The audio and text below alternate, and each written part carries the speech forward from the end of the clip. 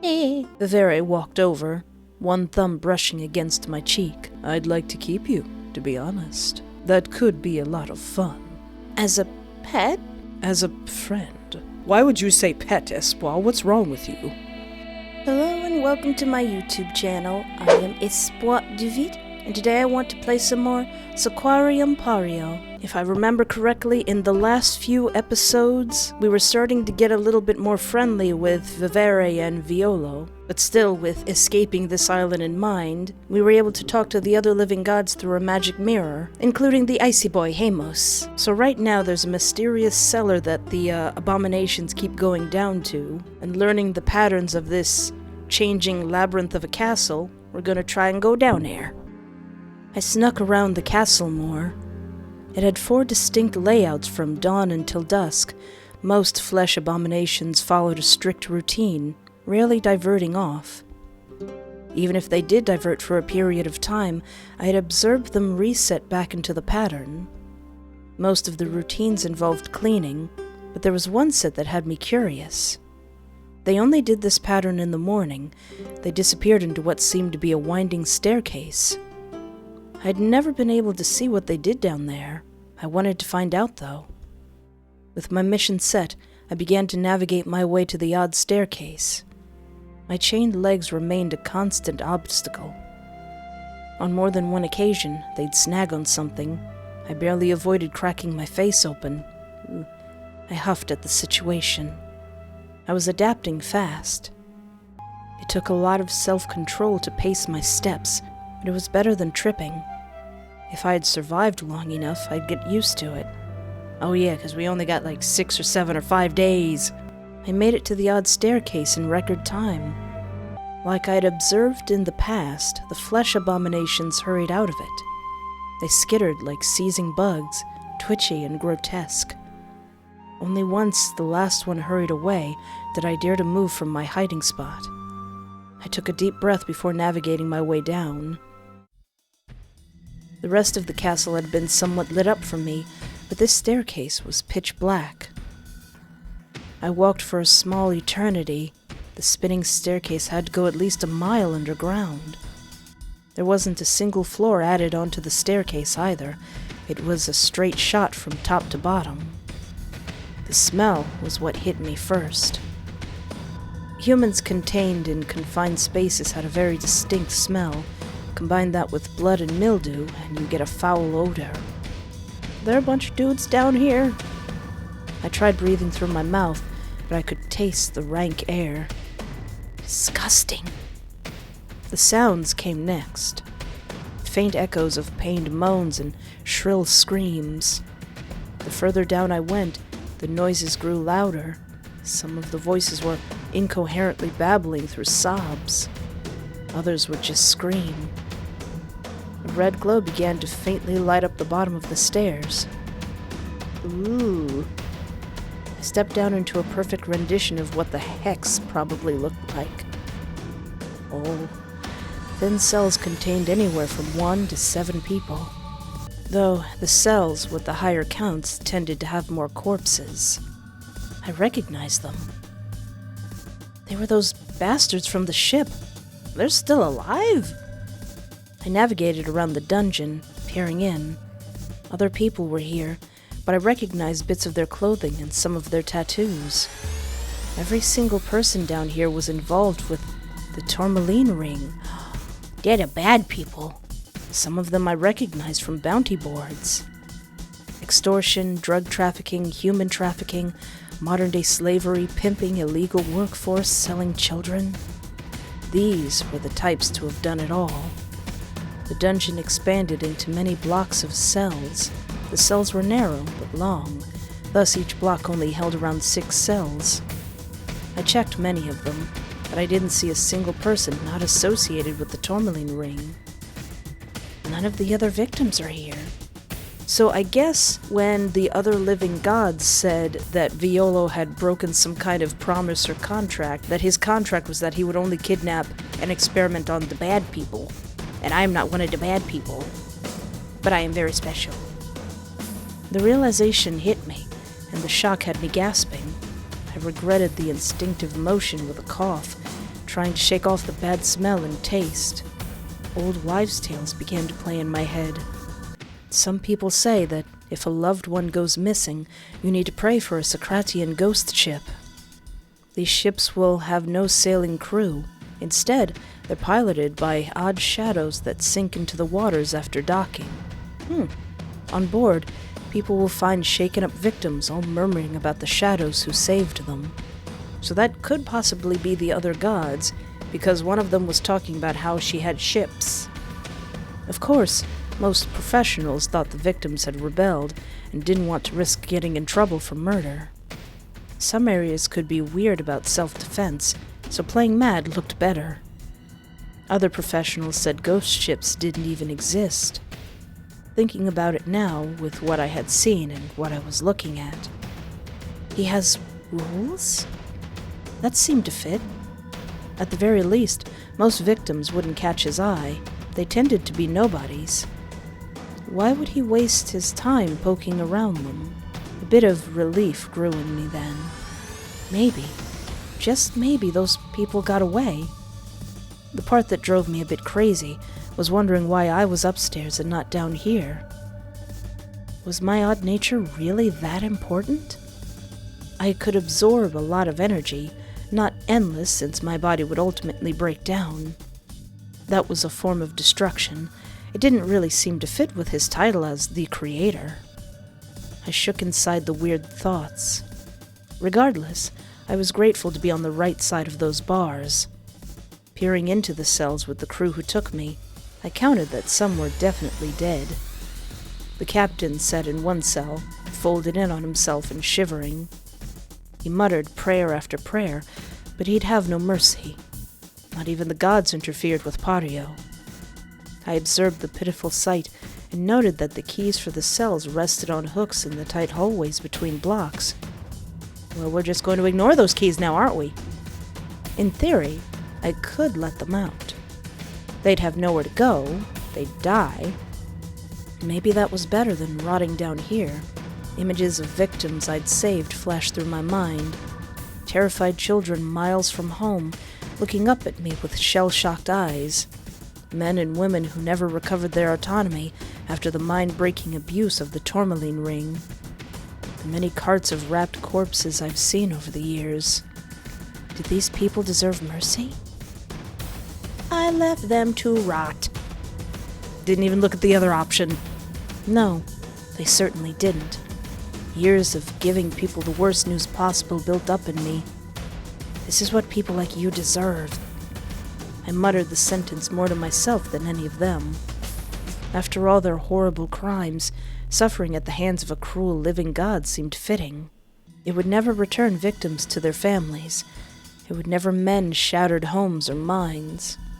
But it made me feel a bit better. Maybe too many years in this line of work left me particularly bitter. I couldn't tell. Either way, I felt no guilt walking away from them. The journey back up to my room was less annoying than going down. Going up, I could trace each upward step with my toe. I moved at a snail's pace, but better a snail than Stain. Thankfully, I'd gotten the schedule right, too. I didn't encounter a single one of the flesh abominations on my way back up. Once I was in the castle halls again, a few scurried past me. With them, a few tables and chairs tumbled around. Oh yeah, 'cause the tables are sentient too. The sight of the furniture moving like animals never stopped being weird. I barely dodged a table that almost slammed into me. It paused to shake itself at me for a little bit. If my third eye wasn't forced shut, I would have heard quite the lecture. The table's ire was loud enough to draw the attention of some curtains who crawled along the wall to herd me towards my room. Oh, now the curtains are going to yell at me. What is even going on? I ate dinner alone as well. Yeah, the boys haven't been paying me any visits. It had been a very odd day, but also productive. I knew where that staircase went. The dungeons were useless for now. They could be relevant later, though. I went to sleep, exhausted from my journey. The first sign something was off when I woke up was the smell. The overwhelming scent of earth and flowers stood out in the room. Thus, I didn't even need to see him to know he was there. I sat up, rubbing my eyes. Aw, he smells like dirt and flowers? Aw. Vivere loomed over my bed, staring at me. Good morning. Is it, though? He tilted his head. What? His face was neutral, but his tone was sharp. It certainly hasn't been a good morning from me. Violo's creations were in quite the tizzy this morning. They're creatures of habit that follow a strict routine. They notice when things are out of place, including smells. Whoops. My heart pounded in my chest. They were absolutely panicked at a new scent, especially since it generated conflict with their orders. On one hand, they are to allow no one into the dungeon. He turned and pinned me with his gaze. On the other, they aren't allowed to hurt you. It was quite the headache to wrangle all of them. Luckily, nothing got out. I expected to find a small mass of scum writhing around my home, like cockroaches or rats. That wasn't the case.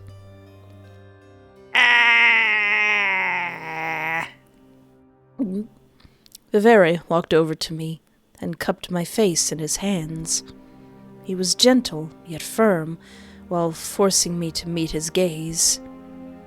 I appreciate that you didn't make it worse. I doubt you expected his creations to know you were there.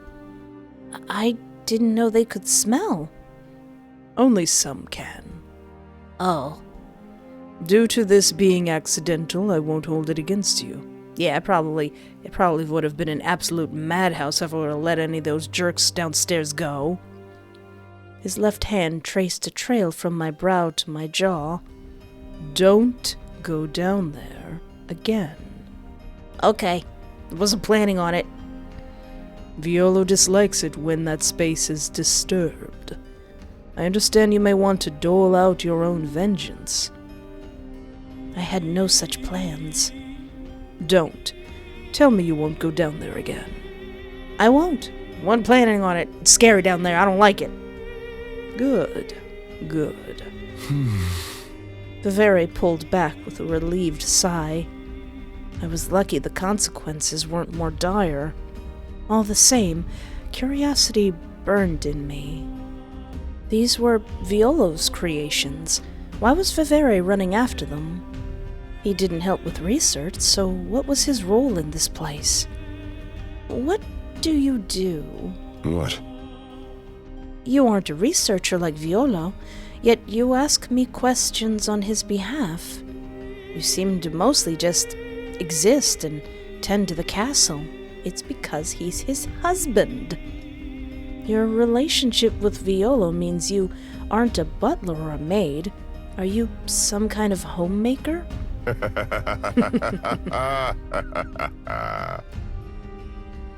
What a deep and chocolatey laugh. Vivere blinked at me a few times before laughing. I guess that would be the accurate assessment. Yes, most of my tasks include maintaining Pario itself. I also watch the Bloodwaters. My condition means my duties need to be light. I'm a caretaker of sorts. You find that enjoyable? Spending my days tending to a crumbling castle sounded like pure heck. It's okay, he is the husband. You'll take care of it. Very much so. Did you always want to end up in such a position? I didn't know anything about him, so the question was fair. Vivere paused. Kind of. The plan for us was to always run away together and make a small farm. We never anticipated all this. It just happened. You never wanted more? What? Was I supposed to? I guess. I'd just be skeptical that Violo might have left out some ambition.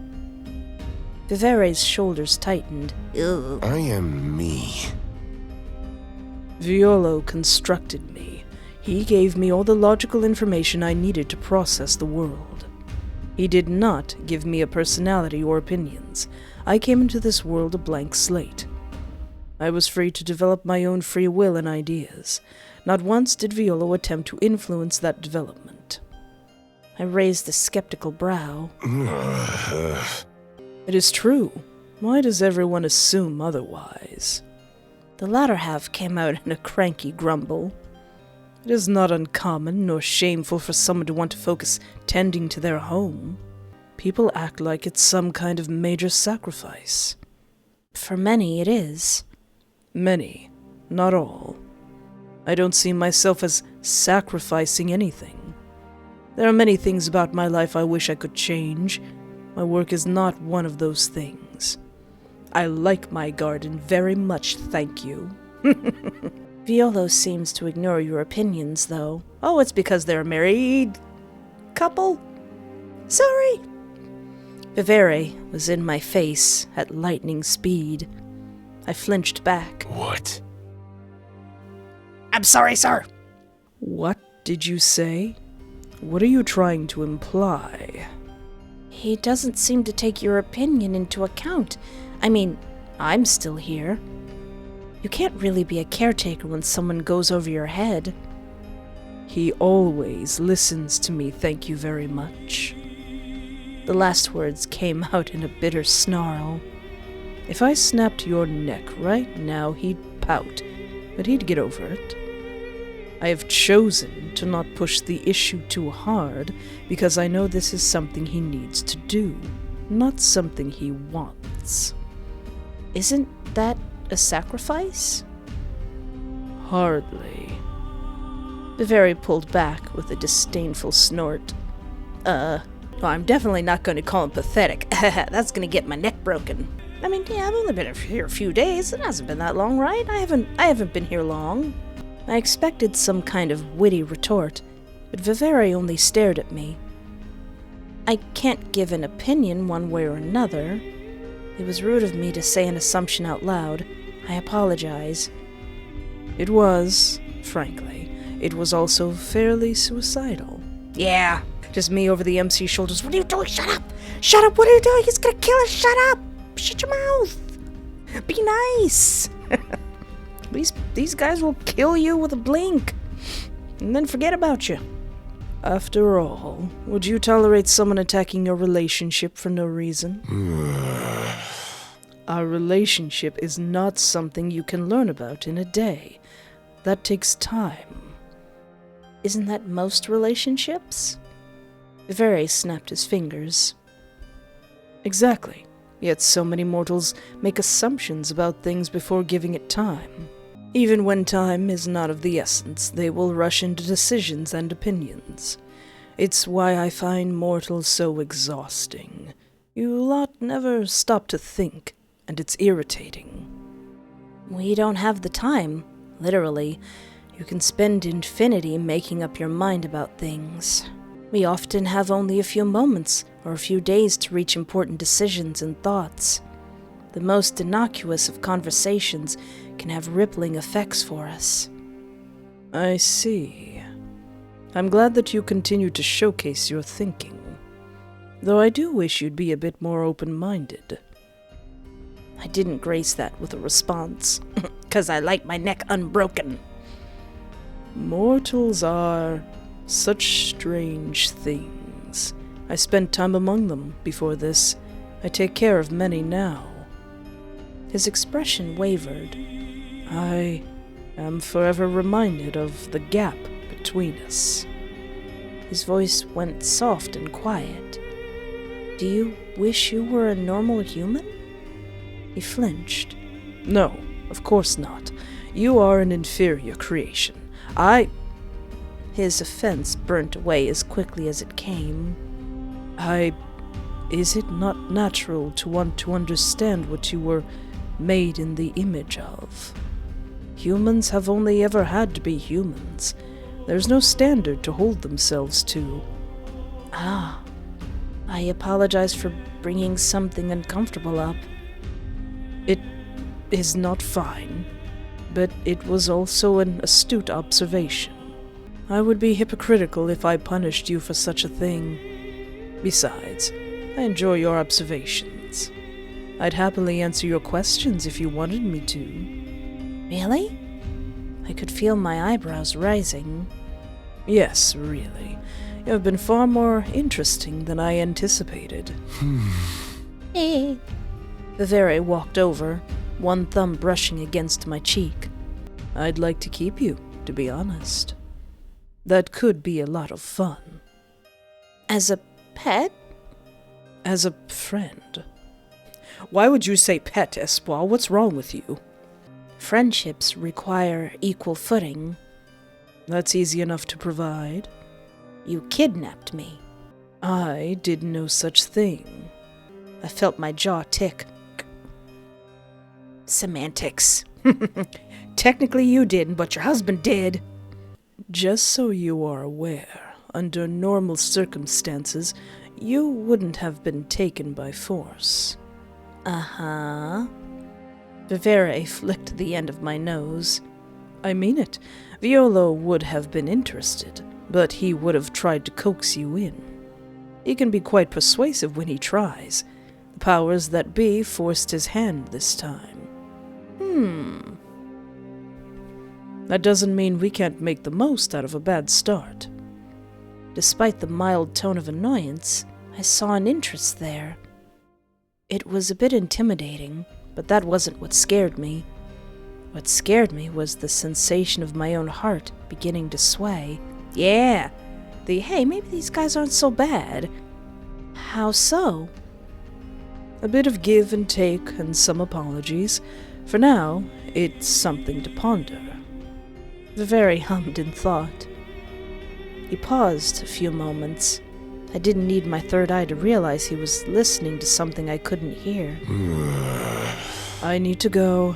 I've spent too much time here. He gave me one last look. Yeah, you gotta go because of your allergies. Stay out of the dungeons. You got it, boss. I don't want to go back there. I don't need to be told another time. Really? I think you do. I don't. I won't do it again. Good. It'd give me a massive headache if you did. He winced. More accurate to say, you'd make my current one worse. He grumbled on his way out of the door. I finally began to relax some.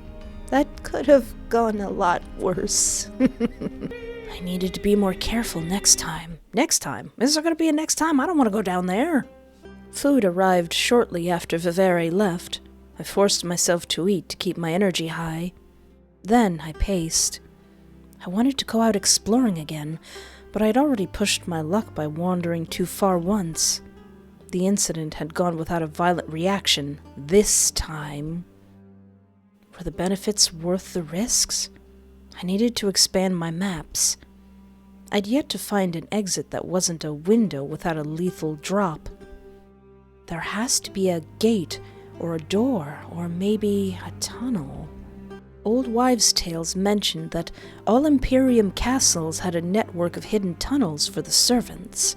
Those tunnels included discreet exits for their assassins. Of course, I'd never actually gotten to see a proper Imperium castle. They were all destroyed during the Revolution. Relying on old wives' tales beat fumbling around in the dark. If I remained precise and thorough, a secret entrance wouldn't evade me forever. The dungeons was, thus far, the only place I'd been banned from, too. Complying to the letter of my imprisonment, and not the spirit, could get me in trouble. I'd just have to hope I could get out of it. I gathered my maps and materials. I paused to rip up some of the fabric to create a makeshift bag. I didn't have a needle, but there were enough thin pieces of metal scattered around the room that I could bend into rings. Oh, that's so clever. With my gear organized, walking through the hallways became less of a hassle. The aberrations seemed a bit frantic and antsy. My earlier explorations had put them on edge. A few of them even hissed at me. Come on, guys. I decided to focus on expanding my maps in a circular pattern around my room. The layout of this place seemed confusing by design, so using my room as a focal point would help me stay oriented. I also didn't know where my room was placed. I had windows looking out into the wildlife, but it could be another inner garden. Nakare planned to send a ship, so I needed to find a way to the beach. Maybe up, then. If I could find a vantage point, it would help a lot. I spent my time searching for anything that might be a secret lever or button. I checked for anything that could be moved. The castle swatted at me a few times, but it mostly ignored me. My close examination of the area allowed me to notice the shadows oddly darkening. Would you bleed for me? Ah. Would you die for me? That's kind of sick, Violo. I was about to think it was some kind of phenomenon until I heard Violo's voice singing that lullaby. The hairs on the back of my neck stood up. That would be the time where you turn around and go back to your room and think of a new plan. What was he doing? I approached and found him with his hands raised, black and gold magic swirling around him. The castle shuffled around him, and runes began to manifest on the floor and walls. One of the aberrations sat nearby. It looked rotten. As disgusting as most of the aberrations looked, their skin had been fresh. This one bloated in awkward areas. Old wounds leaked pus and drying blood. It walked on its hands and feet, with an organic spine locking its shoulders and hips into a permanent horizontal position. It walked belly up, and its arms seemed to have full rotational abilities. Ooh. Someone had twisted its head 180 degrees and forced it to face forward. Once again, I'm really glad that there is not a visual of that. A variety of tools had been stabbed into its wheezing belly. Father? Violo's hand settled on a serrated dagger. He pulled it out with a vicious motion. I have told you time and time again to stop being a little buttermilk biscuit. It's been centuries. Quit whining. I've even been nice and let you out of the kitchens, but you're still complaining. Oh, is that the chef that was really bad? It's annoying. He held the dagger up in the air, making odd motions with it. I yearned for my third eye. Without it, I couldn't see any magic he wasn't directly manifesting, so I had no idea what he was doing. My mind then refocused on what he said. Did he call that thing father? I tried to step forward, only for the long chain on my wrists to trip me up. I rolled with the fall, hoping that the air elements wouldn't rat me out. Well, well. Fluff! I whispered to myself. Oh, okay, so fluff. The moment I looked up, I saw Violo's eyes staring in my direction. Hey, buddy! What a curious encounter. Whatever are you doing around here? He sauntered over and pulled me up by my hands. Not gently, but not roughly either.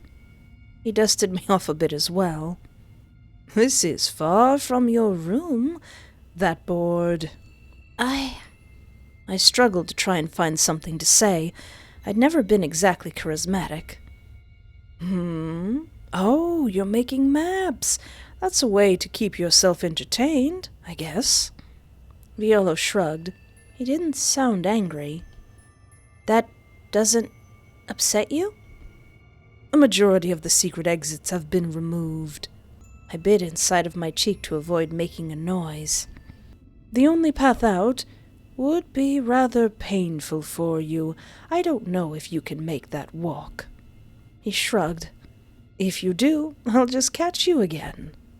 He chuckled. The pitiful creature let out a crackling bellow. Violo's gaze turned sharp, and he whirled around. A bolt of lightning shot between him and the creature. It screeched as the lightning circulated through the metal instruments embedded in it. I am this close to ripping out your vocal cords, father dearest. Violo growled. Hey, Violo, can you bring my father in there too? He approached the seizing figure to kick it in its side. Wasn't your whole shtick to be a man, father? Stop being a little wuss. The sight actually shocked me. I'd observed him treat tables and books and forks and doors better than he treated this aberration. He turned back towards me. Apologies for the noise. Father dearest has a tendency to beg whenever humans are around. Father? Yes, this sack of excrement that bred a biscuit to have me. He rolled his eyes and kicked the creature again, suffering his eternal punishment for his crimes. His mind is fractured beyond repair at this point. Violo pouted and crouched near the creature. You don't even remember who I am, do you, father? That's more infuriating than anything else. The suffering isn't as sweet when they don't recognize the hand that holds the saw, you know. Violo shrugged. He spoke about it so casually, but there was something there. A bit of roughness to his voice, a sharpness to his emotions. He actually looked distressed. That's what it was, distress. For the first time, he didn't seem to be comfortable, even in his rage. The creature's arm thrashed, and I saw him instinctively flinch. Aww. I could call him a monster, which I'm not going to do because, he's probably right. I decided to change the subject. So, what are you doing? I didn't want to talk further about the writhing creature. Regardless of my own opinions on the matter, it seemed to be something upsetting for Violo. I didn't feel risking that spark becoming an inferno. Oh, right. You can't see anything right now. Violo giggled. I keep forgetting we sealed your third eye. You could always remove my chains. That requires more trust than you could possibly have earned by now. As for the spell itself, it's a maintenance spell for my area. Maintenance? Yes, it's a lot of spells at once, actually. Checking in on all of my creations in the sea, making sure to maintain the weather, tending to all the plant life to make sure they're healthy, generally stabilizing the energy and so on. I clenched my jaw to keep from gaping openly. Across the whole Bloodwaters? That area stretched for miles, not even counting going down under the sea itself. Yes, if I don't do this, the energy destabilizes. Some get too much, others too little. It can also make it more dangerous for my sunshine. For Vivere? I raised a brow. Yes, his delicate constitution requires stabilization of his environment for maximum comfort. It's why I had to throw up that barrier for the sun. It creates too much energy and fatigues him. Violo really was dedicated to him. It's an important spell, so please don't go past these indicators. He gestured down to where the black flowers had sprouted from the ground. I'd be rather mean if my spell got ruined. Eep! Okay, understood. Does this mean I can go other places? Within reason. Violo's eyes rolled into the back of his head. The motion made me half jump back, but it was only for a moment. Oh, heck. Of course they want to chide me now. Violo sighed and walked over to the creature. Come on, you waste of space. We need to finish this line quickly. He looked over his shoulder at me. Enjoy your day. He disappeared into the darkness, and I was free to turn around. I didn't want to risk his ire by damaging his spells. I had plenty of space to investigate, after all. The flower circle created a ring that had Violo's study in the center. They also seemed to cut through Vivere's garden. I wouldn't be able to explore much further until the spell was done, but having a smaller area to focus on wasn't bad. It gave me the chance and time to be more thorough in one area. The space was far from truly small, too. I wandered the halls with intention, checking every nook and cranny. A few doors refused to open for me, but many opened to cluttered rooms of old items. None of the items seemed to have any value beyond sentimental, and I couldn't find anything of use. Eventually, I wandered out into the garden, hoping to not run into Vivere. As though the goddess of mercy heard me, only his odd plant entities ambled around. That allowed me to examine the fountain in peace. In doing so, I found an odd grove that crackled when the chains brushed against it. My curiosity was ended by the sound of the wheezing abomination letting out a chuffing noise. Chuffing? It appeared from my periphery and began to tug on my chains. The wheezing monstrosity roughly tugged me to the dining hall. The speed it dropped my chains almost sent me stumbling into the table. Wheezy, gentle, our guest is only human. The creature let out an echoing hiss before wandering off. Do you guys not like me? I thought you two were busy. We are very busy. There's just something important to discuss. I swear I won't go into the basement no more. Something important? Yes. I kept a neutral face and began to eat, waiting on them to continue the conversation. The results of your samples have been deciphered. I paused my hand motions. Oh, I figured they might take longer to process. I also couldn't tell why he'd want to tell me about it. It was a process. Since you absorb magic, you don't have a normal aura. But I got creative. Vivere pulled something from under his seat and slid it over to me. It appeared to be a long scroll covered in markings I couldn't decipher. You see, one's aura is useful for interpreting them, their body, and the magical influences of their life. But an aura is just an easier-to-access manifestation of this information. If you dig deep enough, you can find it in physical samples, too. I stared at the scroll, noticing a few symbols repeating over and over. The network of markings still remained unclear. That is a history of all magic that has ever touched you or your fate. Oh, cool. And? The pair shared a look. Do you see those large repeating marks? I stared at the scroll and nodded. That symbol is a combination of influences. Godly influences. So what do I got, like a guardian angel or something? The gods? Well, I guess it's normal for Not to this degree. Look at this. Another scroll was tossed my way. There were a few slightly larger marks here and there, but most were uniform and unimpressive. This is the influence history of your average mercenary mage. Vivere pointed out the repeating large symbols. This is unnatural and unpleasant. What does it mean? These two gods are fate and death. They've been trying to kill you. Very consistently. Oh, they're not helping me. They're trying to get me.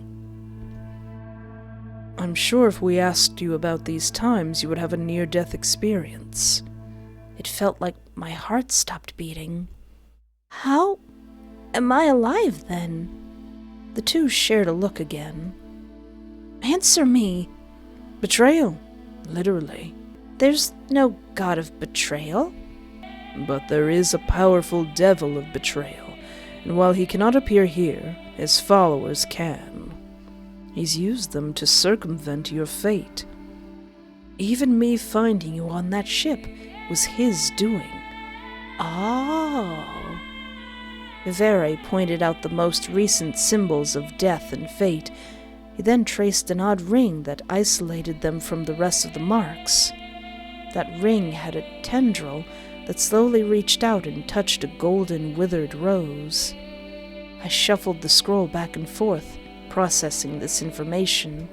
That ring appeared and isolated the bigger marks each time, reaching out to other things and pulling them to me. Why? Truly an intriguing situation. Because of your condition. I don't know how or why you formed this way, but you could kill the world if you had children. What do you mean I could kill the world if I had children? That's why the gods want you dead. If you procreate, you can create an army of humans with this anomaly. Oh. That terrifies them. Oh, so actually, I could be very useful to not only him, but the other living gods as well. Hee. Gosh darn death trying to kill me at every turn. What is this, a date with death?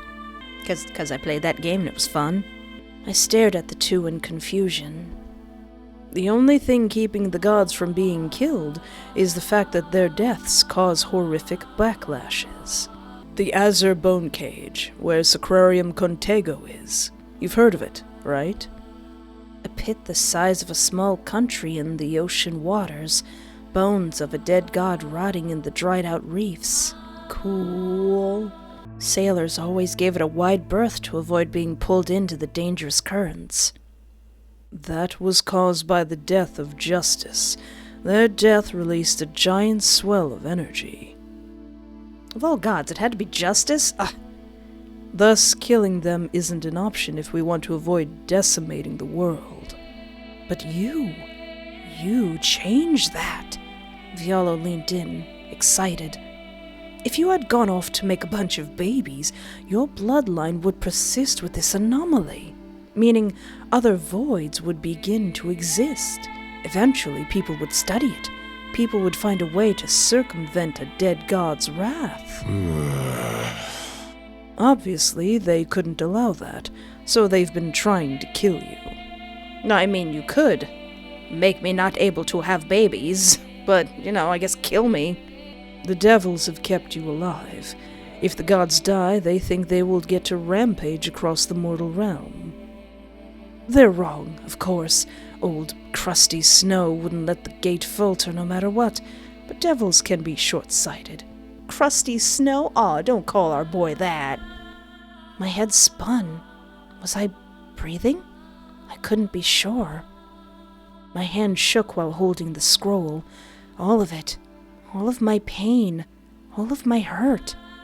It was the fault of the gods? I sat in, stunned, motionless silence. Quite the shock, we know. We're being honest, though. Why would we bother to lie about this? Vivere tossed his hair over his shoulder. It's not like you can leave, so enticing you to stay isn't exactly something we'd bothered with. It also isn't supposed to be a morale breaker. I wanted you to know about your situation. If you set foot off this island, you become vulnerable to them again. Here, they won't bother you, so you can relax. Who, the gods or the devils won't bother me, because I'm still worried about you two. I certainly couldn't. They breezed past that bombshell like it was nothing. I barely managed to mechanically choke down my food. My mind hadn't even caught up by the time I laid down on the bed, exhausted beyond repair. Every betrayal I'd ever suffered flickered horrifically on loop. So the gods were causing the betrayal, and then that alerted the devils of betrayal who were like, hey, this person sure is getting betrayed a lot. What's that about? The gods were to blame for it all. I buried my face into my pillow to scream. Life was never fair, but I hadn't expected it to be this painfully skewed against me. The next morning was odd. I tried pinching myself, hoping it was just a dream.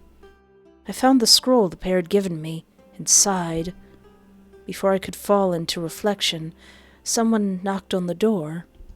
You're awake now, yes? Yes.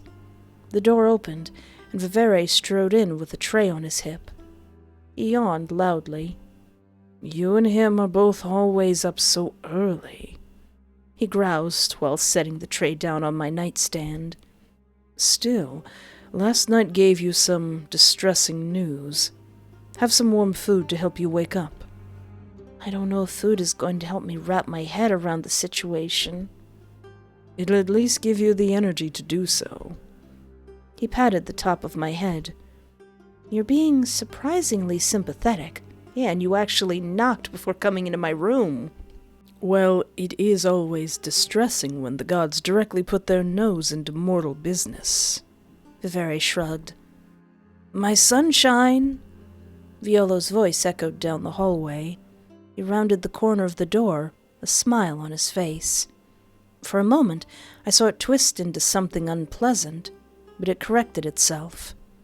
You're supposed to be resting, he tutted while walking over and draping himself on Vivere.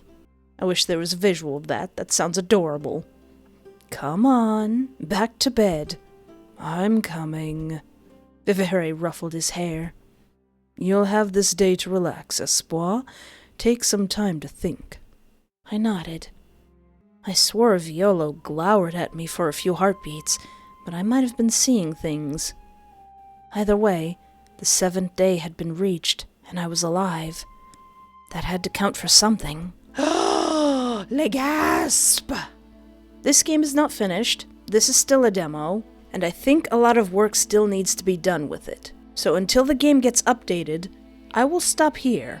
But oh boy, this is getting really interesting. The story has a lot of moving pieces and it's really, really cool. First of all, these two are adorable, separate and together, but also you've got the story of maybe being able to escape with the other living gods. However, the other living gods want to take down the main gods, and it just so happens that you might be the secret weapon to doing that. So that probably bodes well for your survival. But we'll have to see where this story goes. This would make an excellent novel. I would if this was a physical book, I would sit down and read it. And as always, there will be a link in the description to this developer and this game if you would like to try it for yourself or follow the developer for any more development.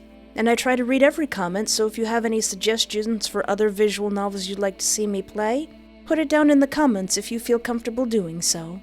And if you would like to see more videos and keep up with my shenanigans, feel free to like or subscribe or interact in any way that feels comfortable to you. And also, we're very close to making it to 100,000 subscribers. But anyway, thank you for hanging out with me. Take care of yourself, have a great night, and remember, there is always hope.